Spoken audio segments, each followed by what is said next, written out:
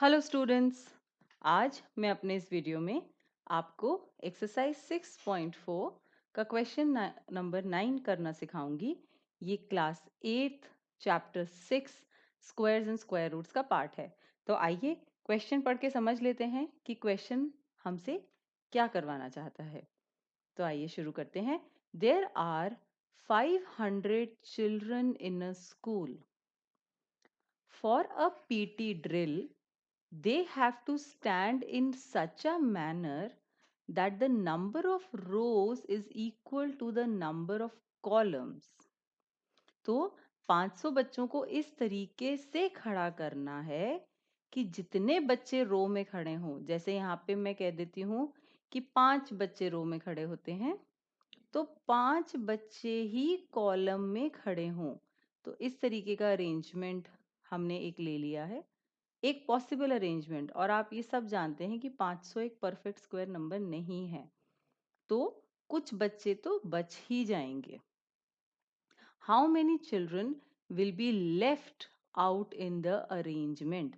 500 बच्चे में से कितना बच्चा बच जाएगा जो इन जगह प्लेस नहीं हो पाएगा। 5x5 का बना देते हैं क्योंकि ये एक स्क्वायर की फॉर्मेशन हो रही है, तो यहाँ पे कुछ बच्चे तो लग जाएंगे। तो 500 में से कितने बच्चे बच जाएंगे। तो ये क्वेश्चन बिल्कुल सेम है, और इसको हम इस तरीके से भी पूछ सकते हैं कि find the number to be subtracted from 500 in order to get a perfect square. तो आइए शुरू करते हैं। Let the number of children in row be equal to x. Let the number of children in column be x. क्योंकि number of रोज और number of columns में equal number of बच्चे बैठे हैं, तो हम दोनों को x ले सकते हैं। So total number of children in arrangement. अगर आपको कोई छोटी स्टेटमेंट भी बनानी आती है तो आप उसको भी इस्तेमाल कर सकते हैं। स्टेटमेंट सिर्फ इसलिए होती है कि आप अपने व्यू अच्छे से एक्सप्रेस कर सकें। तो number of children in the arrangement is x square, लेकिन वो 500 बच्चे में से कितने एक्स स्क्वायर तक आएंगे वो हमें देखना है। So total number of children in school, students भी कह सकते हैं। तो हमें देखना है हाउ मेनी आर लेफ्ट, इसका मतलब मुझे निकालना है which number is to be subtracted. तो हम क्या करते हैं, we find square root of 500। और प्राइम फैक्टराइजेशन से नहीं निकाल सकते क्योंकि ये एक परफेक्ट स्क्वायर नहीं है, तो इसके लिए हमें डिवीजन मेथड का ही प्रयोग करना पड़ेगा। तो आइए करते हैं। 500 का डिवीजन मेथड से रूट निकालते हैं। पेयरिंग कर लेते हैं पहले। तो 2 2 4 लिखेंगे। 2 आपका डिवाइजर में आएगा, 2 ही कोशेंट में आएगा, उसका प्रोडक्ट आपका डिविडेंड के नीचे आएगा। मैंने अपने पहले वीडियोस में डिवीजन मेथड काफ़ी डिटेल में समझाया है, तो आप उसको भी रेफर कर सकते हैं। इसके बाद कोशेंट का हम डबल करेंगे, यहाँ 4 आ जाएगा। एक डिजिट ढूंढना है जिससे मल्टीप्लाई करना है, और वही डिजिट कोशेंट में भी आएगा। तो 4 की टेबल 10 में पढ़ लेते हैं। अप्रोक्सीमेटली 2 बार जाएगी, 4 2 ज़ा 8, तो 2 ही सेटिस्फाई करना चाहिए। तो ये हो गया 84। इसको माइनस कर लेते हैं क्योंकि 3 एक्सीड कर जाएगा, आप रफ में चेक कर सकते हैं। 43 इंटू 3 विल बी 129, तो ये एक्सीड कर रहा है। इसको हम माइनस करेंगे, 16 बच जाएगा। इसका मतलब 16 इज द रिमाइंडर। तो अगर हम इसको क्वेश्चन से कोरिलेट करें तो हमें पता चलेगा कि 16 students are left in the arrangement, therefore 16 students are left in the arrangement.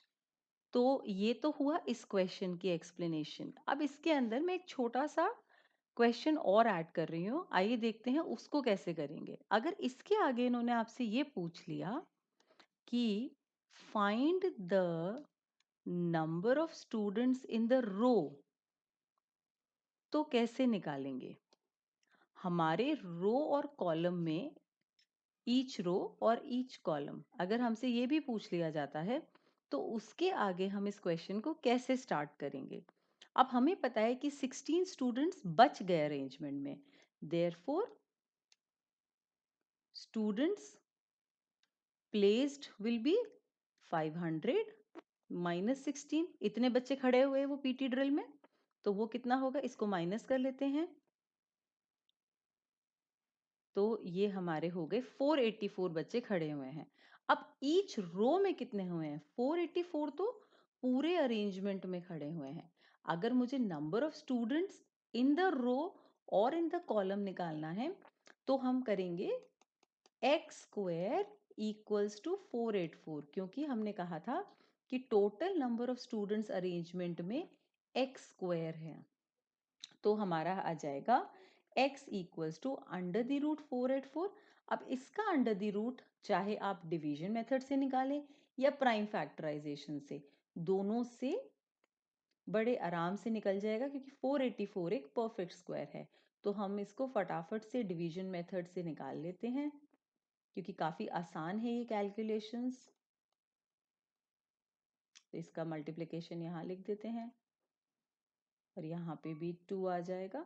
So therefore 22 students, 22 children are standing in each row and each column of the arrangement। ये थोड़ा एक्स्ट्रा भी कभी कभी पूछ लिया जाता है, तो ये क्वेश्चन इस तरीके से करा जाता है। जो एनसीईआरटी का क्वेश्चन है वो यहाँ पे कंप्लीट हो जाता है और उसके नीचे थोड़ा सा एक्स्ट्रा क्वेश्चन जो मैंने लिखा है वो समझाया गया है। अगर आपको इस क्वेश्चन से रिलेटेड कोई भी क्वेरी हो तो आप कमेंट सेक्शन में पोस्ट कर सकते हैं। Thank you. Please subscribe to our channel for more videos by clicking on the subscribe button below. Also visit our website www.studiestoday.com for free study material like sample papers, solved question papers, worksheet, online test and concept notes made by the teachers of leading schools in India.